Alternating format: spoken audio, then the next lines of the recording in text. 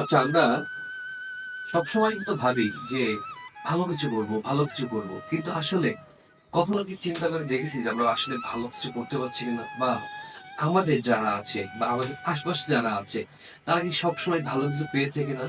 আচ্ছা, আমরা ব্যর্থতার গল্প কেন পড়ছি না? যদি আমরা ব্যর্থতার গল্পটা পড়তে পারি তাহলে তো সেখান থেকে কিছু জ্ঞান আসে, যে জ্ঞানটা আমাদেরকে সামনের সময়ে সফলতার দিকে এগিয়ে নিয়ে যেতে পারে। আমরা আমাদের জীবনের অধ্যায়ে সবসময় দেখি সফলতার গল্প পড়ি। আমার বাবা মারা সবসময় আমাকে সফলতার গল্প শুনিয়েছে, কিন্তু তারা যদি সফলতার গল্পটা না শুনিয়ে যদি আমাকে ব্যর্থতার গল্পটা শোনাতো, তাহলে কিন্তু আমি বুঝতে পারতাম যে ওই মানুষটার ভুলটা কোথায়, বা ওই মানুষটার থেকে আমি শিক্ষা নিতে পারতাম যে আমার লাইফেও এই ভুলগুলো করা যাবে না।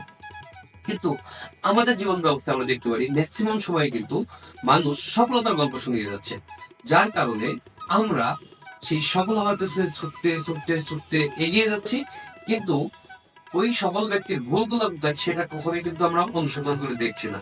তো সেজন্য আমাদের মনে হয় যে আমরা যে কোনো মানুষের লাইফ স্টাইলটাকে আগে প্রথম থেকে অ্যানালাইজ করা শুরু করতে হবে, এবং সে কিভাবে তার লাইফে ডেভেলপ করেছে, কোথায় কোথায় তার ভুল ছিল, কোথায় সে সংশোধন করেছে।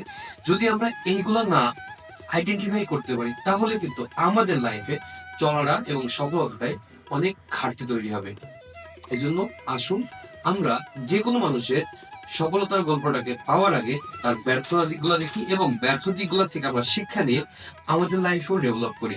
তাহলেই সামনের দিকে এগিয়ে যাওয়া সম্ভব। কারণ ব্যর্থতার গল্পই পারে সফলতাকে সামনে এনে দিতে। ধন্যবাদ।